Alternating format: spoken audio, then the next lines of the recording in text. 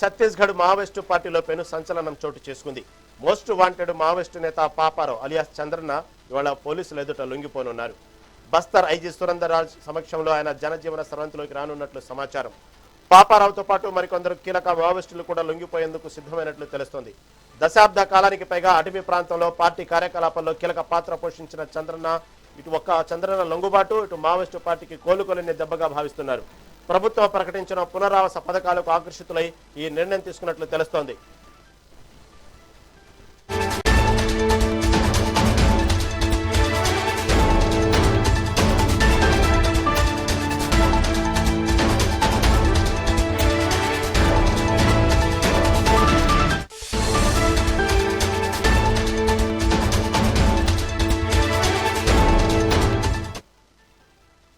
Chhattisgarh Maoist పార్టీలో పెను సంచలనం చోటు చేసుకుంది. మోస్ట్ వాంటెడ్ మావోయిస్టు నేత పాపారావు అలియాస్ చంద్రన్న ఇవాళ పోలీసుల ఎదుట లొంగిపోనున్నారు. బస్తర్ ఐజీ సుందర్ రాజు సమక్షంలో ఆయన జనజీవన సర్వంతిలోకి రానున్నట్లు సమాచారం. పాపారావుతో పాటు మరికొందరు కీలక మావోయిస్టులు కూడా లొంగిపోయేందుకు సిద్ధమైనట్లు తెలుస్తోంది. దశాబ్ద కాలానికి పైగా అటవీ ప్రాంతంలో పార్టీ కార్యకలాపాల్లో కీలక పాత్ర పోషించిన చంద్రన్న లొంగుబాటు మావోయిస్టు పార్టీకి కోలుకోలేని దెబ్బగా భావిస్తున్నారు. ప్రభుత్వం ప్రకటించిన పునరావాస పథకాలకు ఆకర్షితులై ఈ నిర్ణయం తీసుకున్నట్లు తెలుస్తోంది.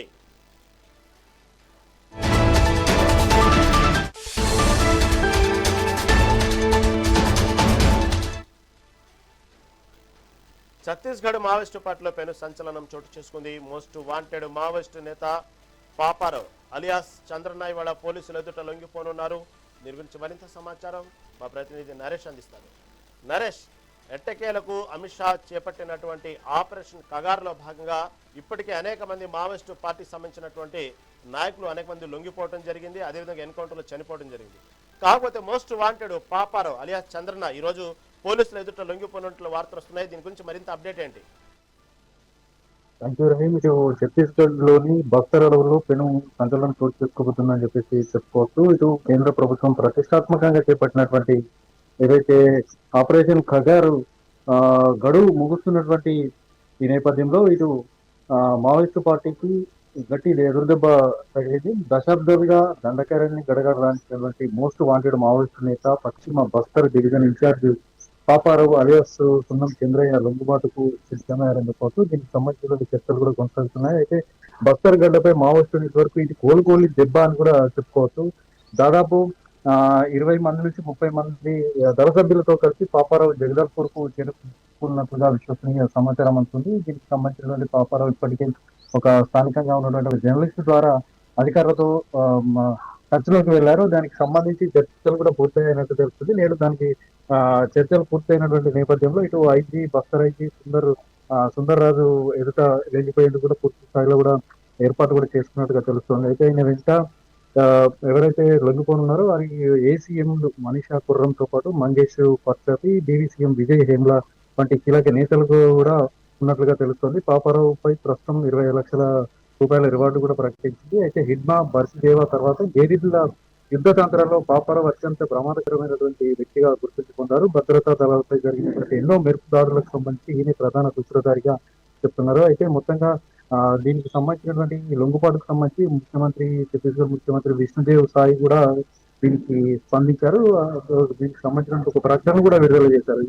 ఈ లొంగుబాటు పరిణామాన్ని కూడా అత్యంత సానుకూల సంకేతంగా అభివర్ణించారు. అయితే కేంద్ర ప్రధానమంత్రి మోడీతో పాటు కేంద్ర హోంమంత్రి అమిత్ షా దిశానిర్దేశంలో నక్సలిజం నిర్మూలనకు సంబంధించినటువంటి గడువు దగ్గర పడిందని ఆయన స్పష్టం చేశారు. ఆపరేషన్ ఖగార్ ప్రభావమే ప్రభుత్వం ఇచ్చినటువంటి గడువులోగా పాపారావు వంటి అగ్రనేతలు లొంగిపోవడం ఆపరేషన్ ఖగార్ సాధించినటువంటి విజయానికి నిదర్శనం అని చెప్పేసి కూడా సీఎం ఇందులో ప్రస్తావించారు. అయితే ఇది సానుకూల సంకేతంగా కూడా ప్రస్తావించారు. మొత్తంగా చూసుకుంటే ఇప్పుడు ఇప్పటికే మధ్యవర్తుల ద్వారా చర్చలు జరుగుతున్నటువంటి ఈ పాపారావుతో పాటు ఇటు పూర్తిస్థాయిలో కూడా చాలా సభ్యులతో పాటు లొంగిపోయేందుకు నేషనల్ పార్క్ అటవీ ప్రాంతం నుంచి పాపారావు బయటకు వచ్చినట్లుగా సమాచారం. ఇది కేవలం ఒక లొంగుబాటు మాత్రమే కాదు, దక్షిణ మరియు పశ్చిమ బస్తర్ ప్రాంతాల్లో కూడా మావోయిస్టుల పట్టు పూర్తిగా సడలిపోయిందని చెప్పడానికి ఇది ఒక నిదర్శనంగా చెప్పుకోవచ్చు. మొత్తం అయితే పాపారావు ఏదైతే ఉన్నారో పాపారావు సుక్మా జిల్లా కిస్తారం ప్రాంతానికి సంబంధించినటువంటి ఆదివాసీ దక్షిణ బస్తరు మావోయిస్టులకు సంబంధించిన కీలక ఆపరేషన్లకు ప్రధాన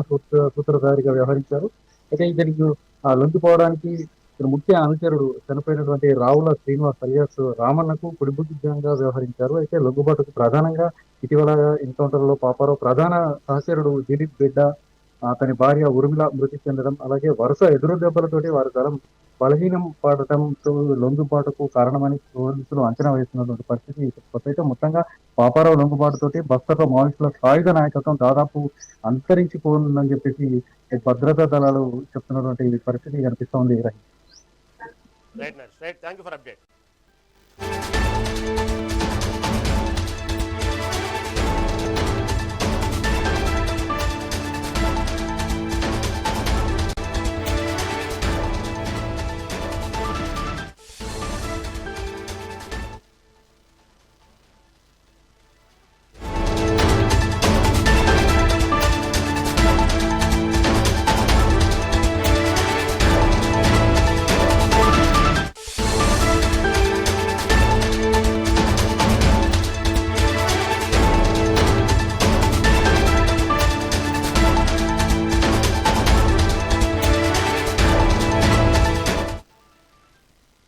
బంగాళాఖాతంలో ఉపరితల ఆవర్తనం ఏర్పడింది. ఈ నేపథ్యంలో తమిళనాడు, కర్ణాటక మీదుగా ద్రోణి పయనిస్తుంది.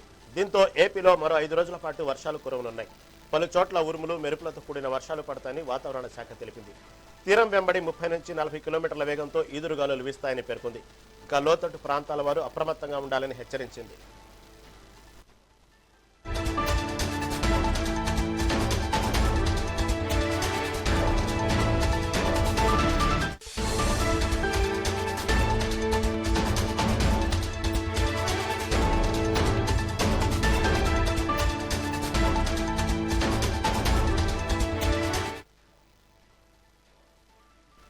బంగాళాఖాతంలో ఉపరితల ఆవర్తనం ఏర్పడింది. ఈ నేపథ్యంలో తమిళనాడు, కర్ణాటక మీదుగా ద్రోణి పయనిస్తుంది.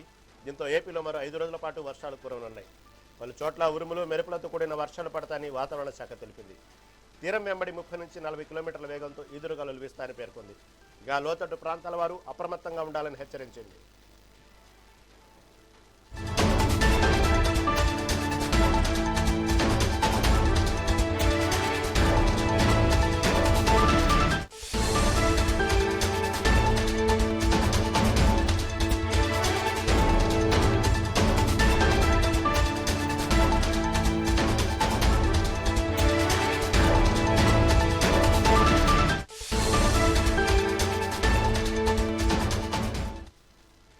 బంగాళాఖాతంలో ఉపరితల ఆవర్తనం ఏర్పడింది. ఈ నేపథ్యంలో తమిళనాడు, కర్ణాటక మీదుగా ద్రోణి ప్రయాణిస్తుంది. దీంతో ఏపీలో మరో 5 రోజుల పాటు వర్షాలు కురవనున్నాయి. పలు చోట్ల ఉరుములు, మెరుపులతో కూడిన వర్షాలు పడతాయని వాతావరణ శాఖ తెలిపింది. తీరం వెంబడి 30 నుంచి 40 కిలోమీటర్ల వేగంతో ఈదురుగాలులు వీస్తాయని పేర్కొంది. ఇంకా లోతట్టు ప్రాంతాల వారు అప్రమత్తంగా ఉండాలని హెచ్చరించింది.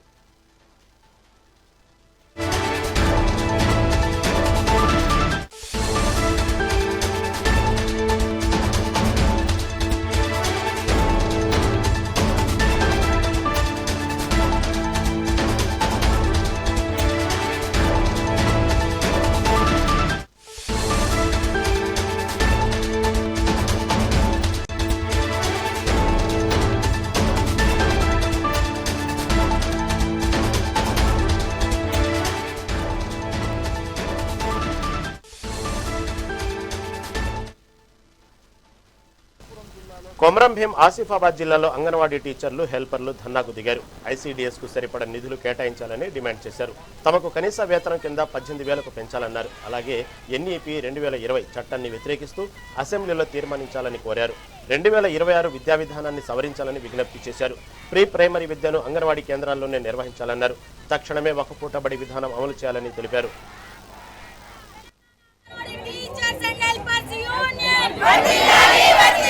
అంగన్వాడీల సమస్యల పరిష్కారం అయ్యేంత వరకు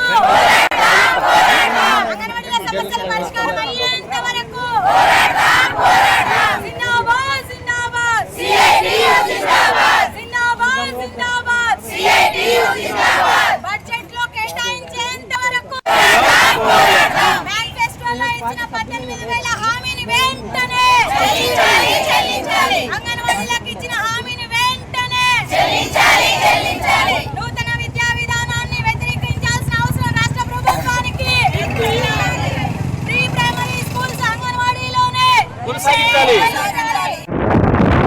Telangana anganwadi teachers and helpers union CITU అనుబంధం ఈరోజు రాష్ట్ర వ్యాప్తంగా కూడా జిల్లా కలెక్టర్ల ముందు ధర్నా చేస్తూ ఉన్నాము.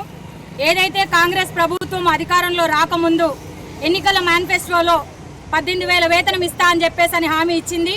ఇప్పటి వరకు కూడా దాన్ని నెరవేర్చలేదు. కనీసం ఈ బడ్జెట్లోనన్నా పెడుతుందని చెప్పేసి ఆశించాము. కనీసం బడ్జెట్లో కూడా అది మెన్షన్ చేయలేదు. ఇది దుర్మార్గము. వెంటనే కనీస వేతనం ఆ 18,000 ఇస్తానన్నది నెరవేర్చాలని చెప్పేసి ఈ సందర్భంగా రాష్ట్ర వ్యాప్తంగా డిమాండ్ చేస్తూ ఉన్నాము. అట్లనే NEP-లో భాగంగా ప్రీ ప్రైమరీ ప్రవేశపెడతా ఉన్నది. దాన్ని వ్యతిరేకించాల్సిన అవసరం ఉంది. ప్రీ ప్రైమరీ ఒకవేళ పెట్టాల్సి వస్తే కనుక అంగన్వాడీ కేంద్రాలలోనే నిర్వహణ చేయాలని చెప్పేసి ప్రధానంగా డిమాండ్ చేస్తూ ఉన్నాము. అంగన్వాడీ కేంద్రాలను యథావిధిగా కొనసాగించాల్సిన అవసరం ఉంది. బలోపేతం చేయాల్సిన అవసరం ఉంది. బడ్జెట్ని సరిపడా కేటాయించాల్సిన అవసరం ఉంది. రిటైర్డ్ అయిన వాళ్ళకి రిటైర్మెంట్ బెనిఫిట్స్ని వెంటనే కల్పించాల్సిన అవసరం ఉంది. ఇలాంటి అనేక సమస్యలతోటి గత 50 సంవత్సరాల నుండి పోరాటం చేస్తూ ఉన్న ICDSని ఈ పట్టించుకునే ప్రభుత్వాలు లేకుండా పోతా ఉన్నాయి. ఈ ప్రభుత్వమైనా పట్టించుకొని స్పష్టంగా మా డిమాండ్స్ని నెరవేర్చాలని చెప్పేసి ఈ సందర్భంగా కోరుతా ఉన్నాము. ఇదే భాగంగా కలెక్టర్ గారికి లెటర్ ఇవ్వడం కోసం కూడా వచ్చాము. ఈ సమస్య పరిష్కారం కోసము భవిష్యత్తులో కూడా పోరాటానికి మేము సిద్ధంగా ఉన్నామని చెప్పేసి ఈ సందర్భంగా తెలియజేస్తాము.